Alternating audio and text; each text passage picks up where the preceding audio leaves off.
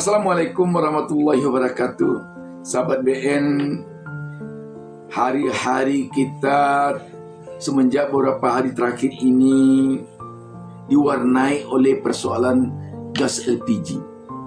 Antrian panjang di mana-mana, kelihatan warga masyarakat untuk mendapatkan gas LPG 3 kg.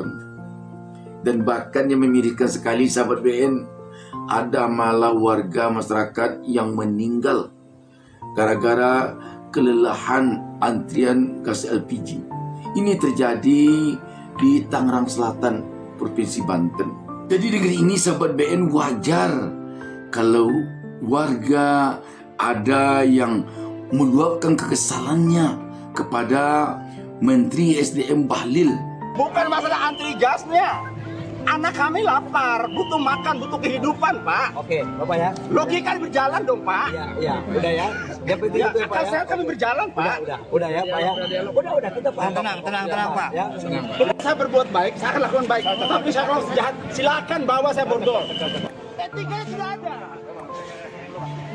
Ya, ada yang nakal, menimbun atau mengurangi isi gas. Bapak punya senjata, Bapak punya alat untuk bertindak. Ya. Bukan rakyat untuk dikorbankan, itu yang pertama. Yang kedua, ya, kalau kami disuruh jadi sub, ya, persyaratannya apa? Nggak ada persyaratan. Ya, saya udah bisa. Salah satu KTP. KTP adalah privasi. Ya, Udah.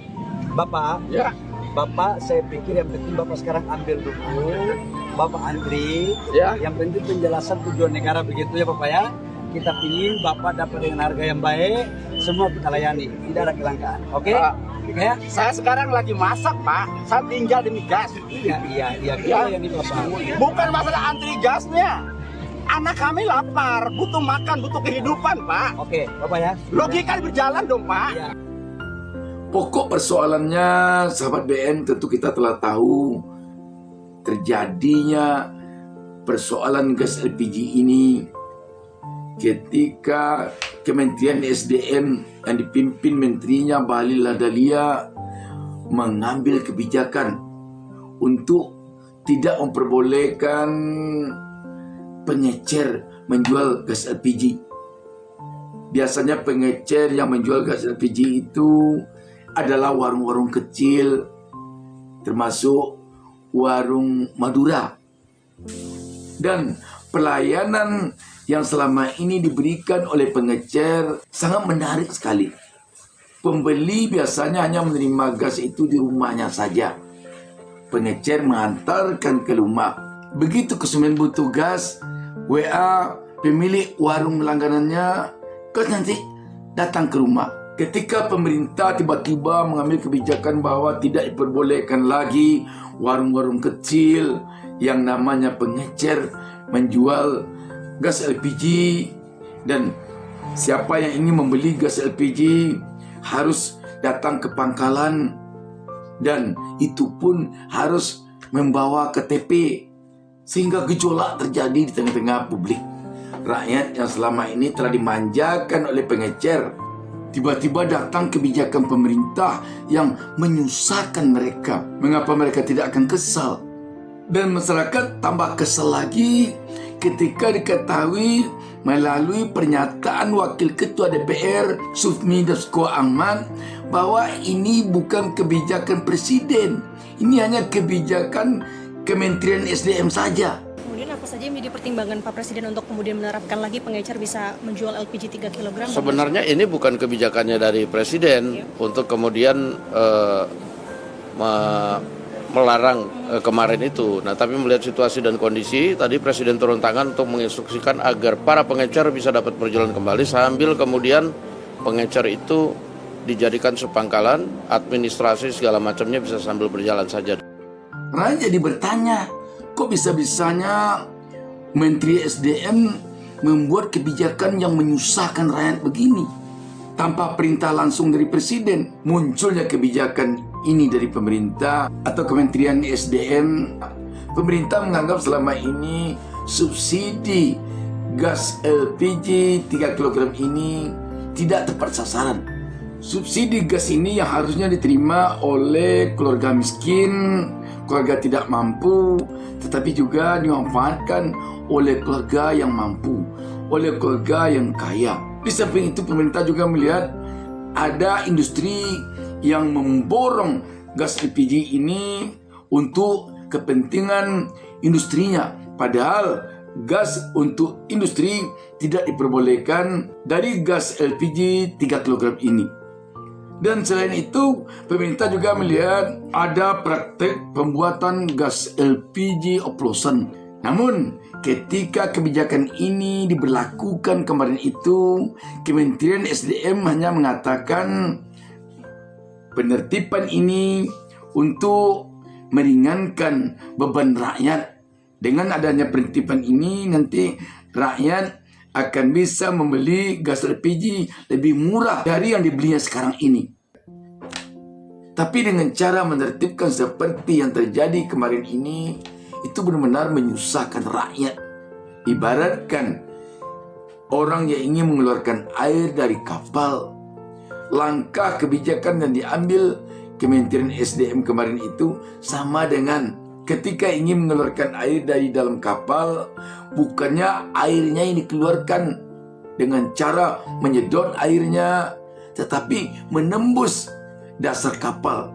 Sehingga yang diharapkan air keluar dari kapal, kapal akan bisa berlayar dengan baik, tetapi malah air masuk ke kapal, kapal jadi tenggelam.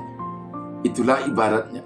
Terhadap kejadian kemarin itu muncul berbagai spekulasi di tengah-tengah publik. Ada yang berspekulasi menganggap ini bisa jadi kebijakan ini dibuat untuk tujuan tertentu.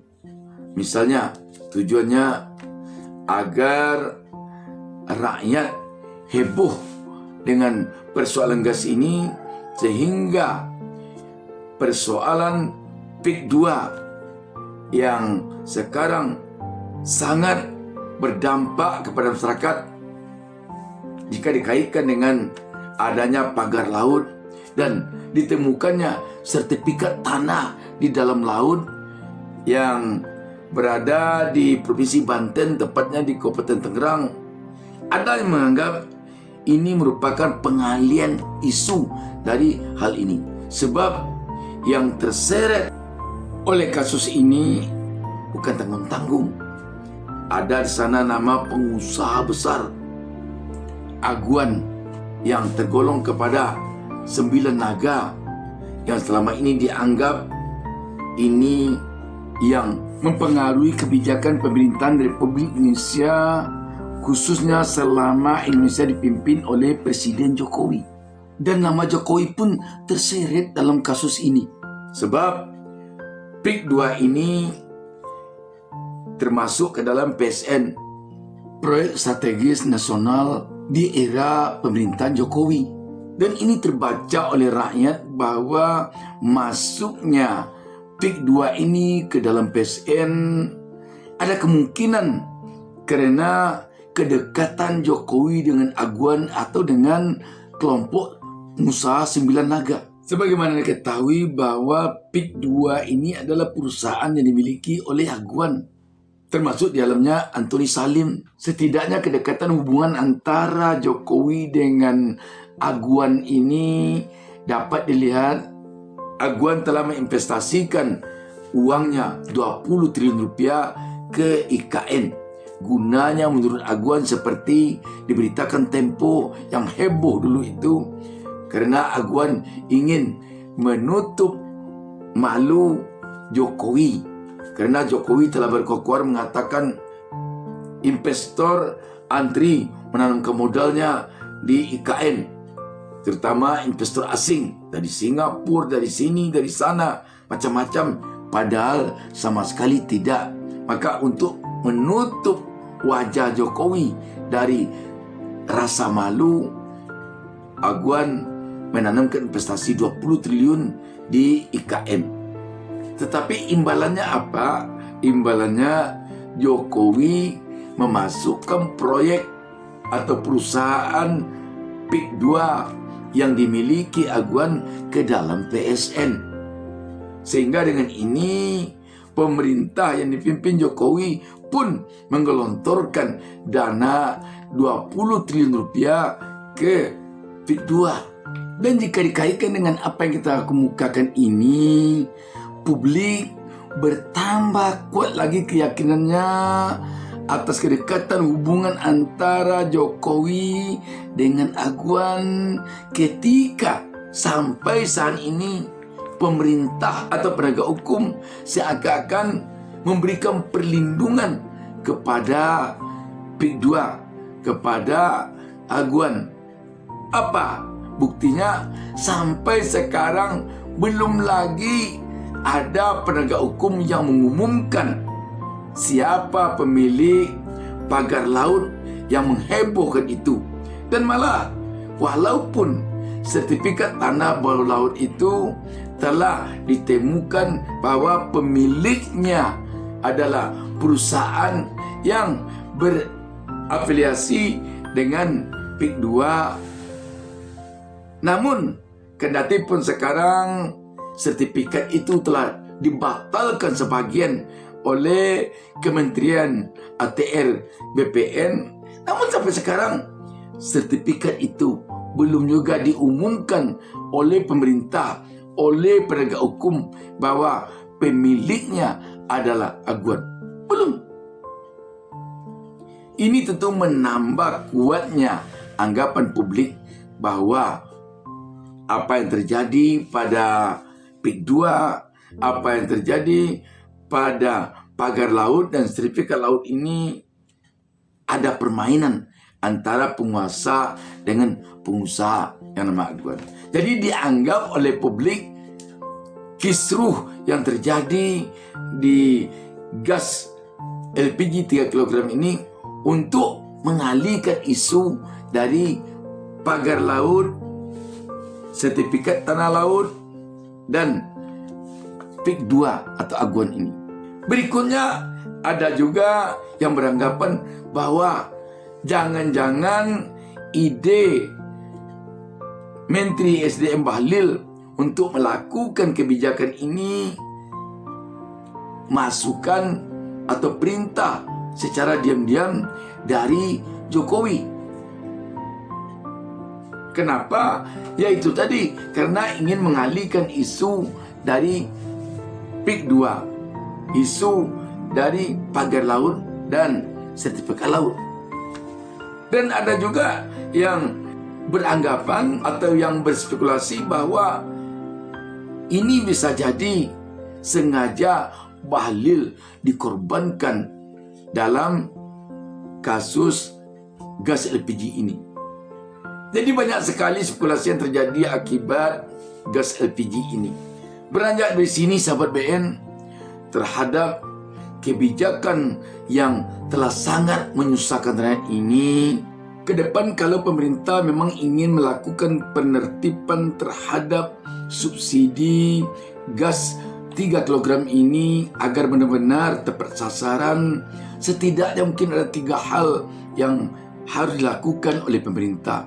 Yang pertama, pemerintah harus melakukan pengawasan seketat mungkin melalui pihak penegak hukum Polri untuk menjaga agar jangan sampai ada yang melakukan pengoplosan gas LPG.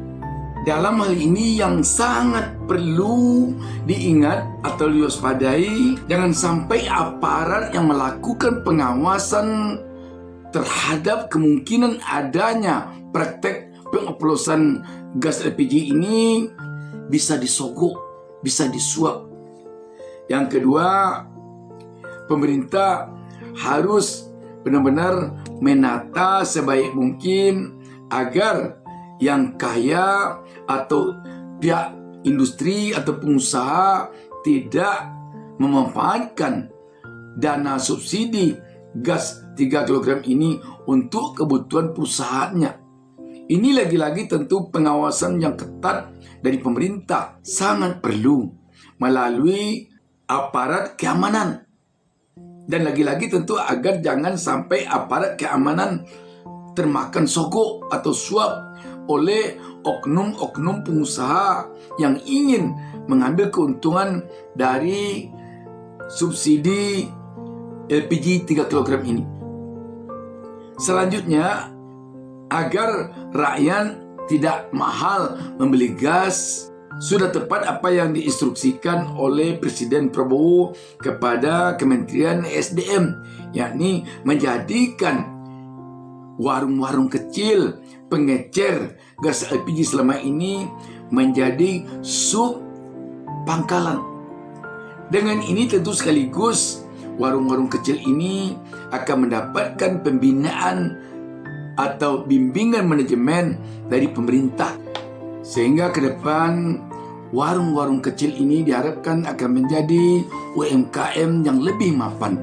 Namun kesimpulannya, apapun kebijakan yang akan diambil oleh pemerintah, rakyat tentu berharap agar pemerintah dalam mengambil kebijakan bagaikan menghela rambut di dalam tepung.